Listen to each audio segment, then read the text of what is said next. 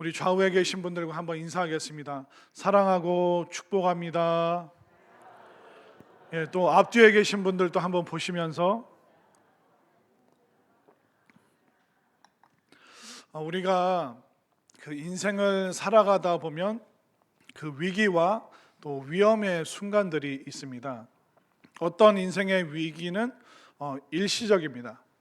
우리가 한시적으로 어렵고 힘들고 궁핍할 때가 있습니다. 그런데 어떤 위기는 지속적이고 계속적이고 굉장히 오랜 시간 동안 우리가 위기에 직면할 때도 있습니다. 한시적인 것, 우리가 잠깐만 버티면 됩니다. 그런데 지속적이고 계속적인 것은 우리의 피를 말리고 우리를 너무 고통스럽게 어렵게 만들죠. 내가 빚을 졌다면 그 빚을 갚는데 굉장히 오랜 시간을 우리가 소모해야 될 때가 있습니다. 또 자녀와 그 관계가 단절되어 있다면 그것이 회복되는데 정말 오랜 시간이 걸릴 때도 있죠.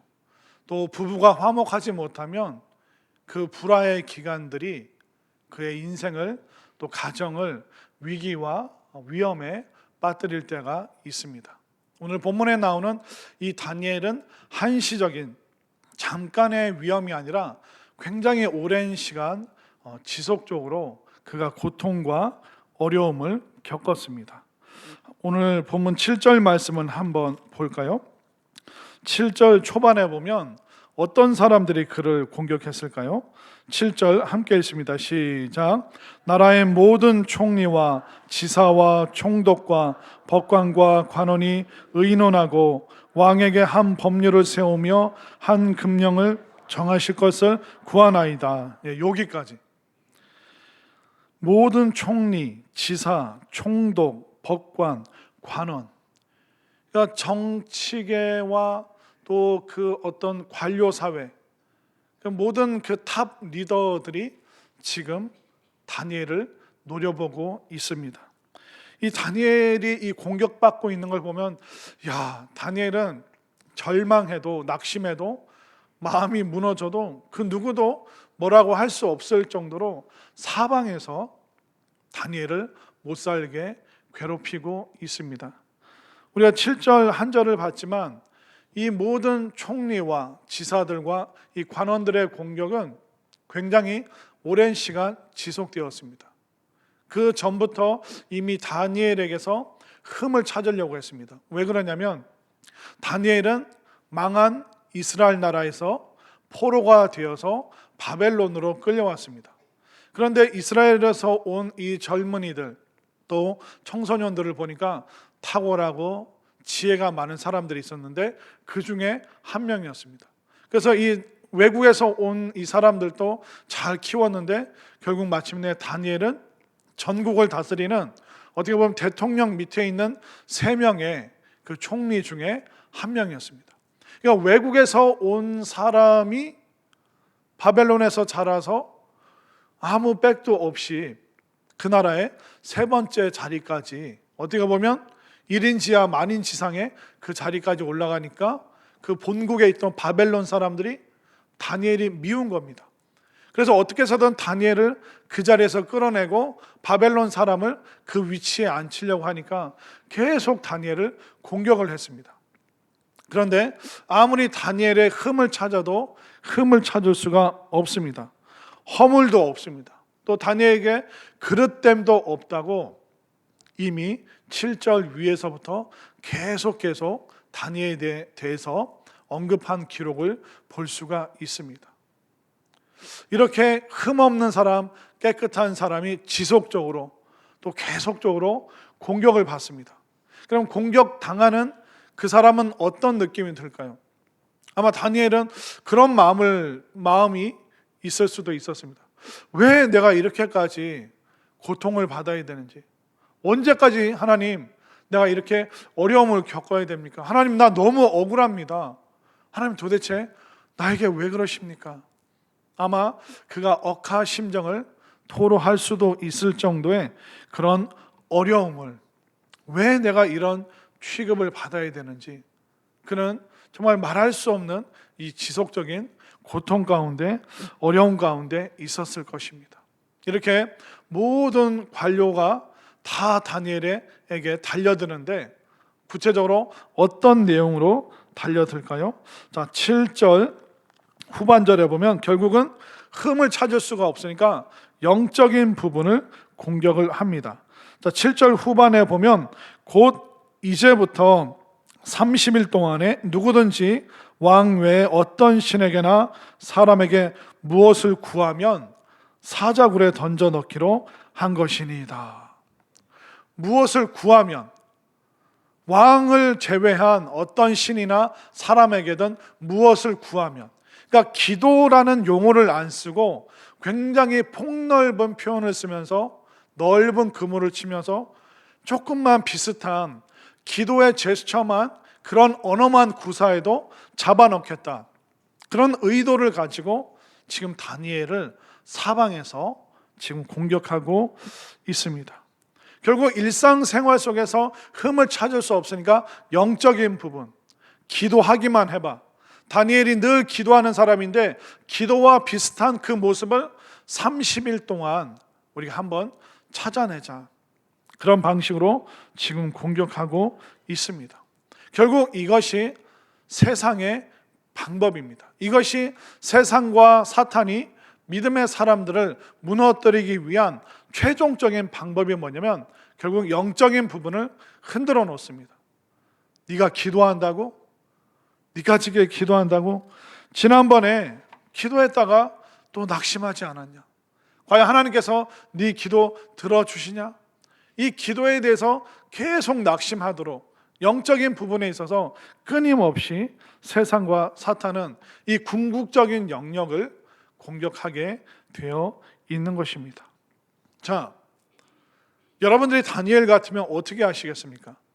이제 다니엘이 그 탑 총리 대신 3명 중에 1명이기 때문에 그 관료들이 왜 그런 법을 제정했는지 이미 알고 있습니다.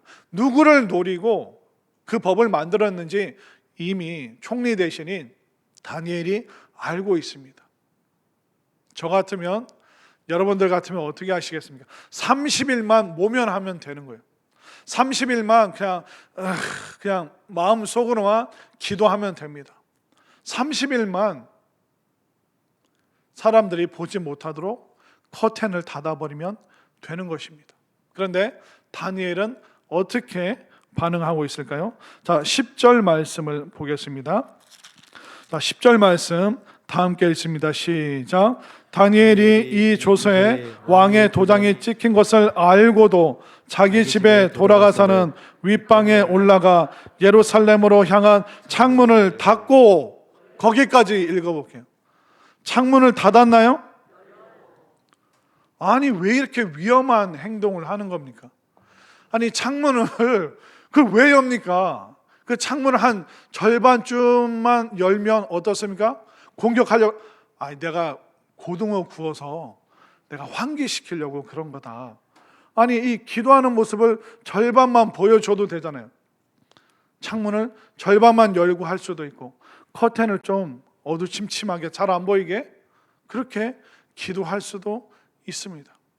그런데도 그런 창문을 활짝 열고 기도하고 있습니다. 또 다니엘은 다른 방법을 구할 수 있겠죠. 본인과 친한 권력자들과 결탁을 해서 내가 이런 공격받는데 나 도와주면 이런 보상을 줄 테니까 이 법을 만든 걸 뒤엎어버리자. 아마 정치적인 수단을 사용할 수도 있었을 것입니다. 그럼에도 불구하고 다니엘은 이 기도의 문을 닫지 않습니다. 30일만 조심하면 되는데, 30일만 모면하면 되는데, 이미 그가 신실했기 때문에 30일만 잠잠하면 그 누구도 뭐라고 할 사람 없습니다. 다니엘 위험에 빠지지 않아도 되는 것입니다. 그럼에도 불구하고 그는 기도의 창문을 활짝 열어 두었습니다. 진짜 그런지 안 그런지 다시 한번 보겠습니다. 10절 함께 읽습니다. 시작. 다니엘이 이 조서에 왕의 도장이 찍힌 것을 알고도 자기 집에 돌아가서는 향한 창문을 열고 전에 하던 대로 하루 3번씩 무릎을 꿇고 기도하며 그의 하나님께 감사하였더라. 그는 창문을 활짝 열었습니다. 그리고 전에 하던 대로 이 관료들이 다 아는 겁니다. 그가 창문을 활짝 열고 하루 3번씩 그 기도의 자세가 무릎을 꿇고 기도하는 모습인 걸 알았기 때문에 그들이 공격의 빌미로 삼으려고 계속 다니엘을 노리고 있었습니다. 그럼에도 불구하고 다니엘은 이 기도의 자세가 전혀 흐트러지지 않았습니다. 이것은 뭘 의미할까요? 다니엘은 고백하고 있는 겁니다. 그 누구도 나의 기도의 창문을 닫을 수가 없다. 그 누구도 이 영광스러운 이 교제의 시간을 그 누구도 막을 수 없다. 그 어떤 권력도 그 어떤 세상의 힘도 이 놀라운 기도의 시간을 빼앗아 갈 수 없다. 이것이 바로 다니엘의 고백이라는 것입니다. 그 누구도 닫을 수 없고 막을 수 없고 빼앗을 수 없는 이 기도의 시간, 나는 하나님을 향하여 끊임없이 이 기도의 창문을 열 것이다. 이 고백이 또 이 자세가 여러분들의 삶의 또 신앙의 모습이 될 수 있기를 바랍니다. 여러분들도 이 기도의 창문을 언제든지 여러분들 활짝 열어두시기를 바랍니다. 자, 그러면 이렇게 기도의 창문을 열었는데 기도의 내용이 뭔지 한번 볼까요? 10절 맨 끝에 뭐라고 말하고 있습니까? 그의 하나님께 원망하였더라? 감사. 아니, 이게 감사할 수 있는 조건입니까? 하나님, 나 너무 억울합니다. 왜 나만 이런 피해를 받아야 됩니까? 왜 나만 이렇게 고생을 해야 됩니까? 라고 원망할 수 있었지만 그는 창문을 활짝 열고 하나님 감사합니다. 이스라엘이 바벨론에 무너지고 많은 사람들이 포로로 끌려왔지만 그럼에도 하나님의 이름을 부를 수 있고 그래도 계속 기도할 수 있게 하시니 하나님 감사합니다. 하나님께서 이 바벨론뿐만 아니라 온 세상을 통치하시니 하나님 감사합니다. 그리고 이스라엘이 다시 회개하고 회복할 것을, 이 나라와 민족이 다시 살아날 것을 하나님 믿게 하시니 하나님 감사합니다. 아마 우리가 그 감사의 내용을 알 수 없어도 범사에 평소에 모든 것을 그 기도 속에서 감사했던 이 다니엘의 모습을 우리가 정말 눈여겨봐야 될 줄로 믿습니다. 우리가 깨달을 수 있는 게 뭡니까? 이 나라와 민족이 기도가 필요하기 때문에 내가 기도를 해야겠구나.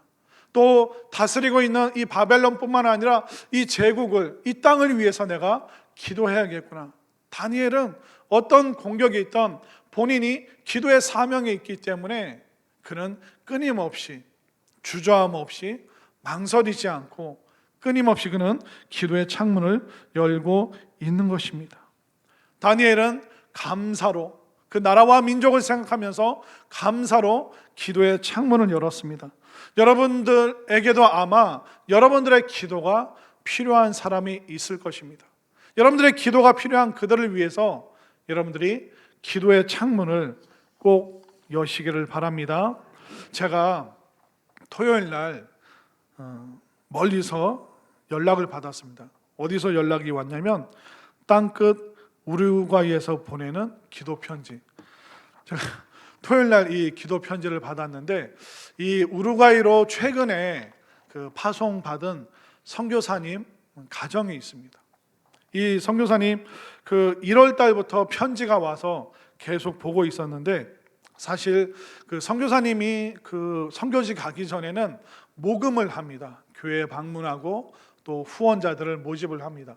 그런데 1월 달부터 쭉 그 기도 편지를 봤는데 그 보통 우루과이는 그 나라마다 그 재정이 다른데 우루과이는 350만 원인데 한 달 동안 후원을 그렇게 후원자를 모집하고 가야 되는데 70%도 안 채워진 상태로 이미 우루과이로 간다라고 편지가 왔더라고요.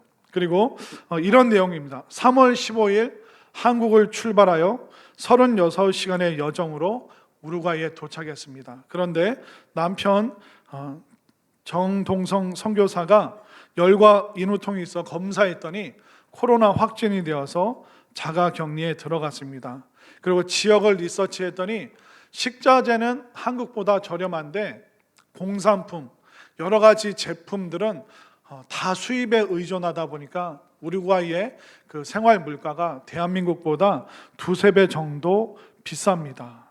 그리고 정착해서 아이들을 학교 보내려고 했는데 7살, 4살 아이가 있는데 감리교 재단에서 운영하는 학교를 갔더니 정원이 가득 차서 내년에 한번 기다려보자.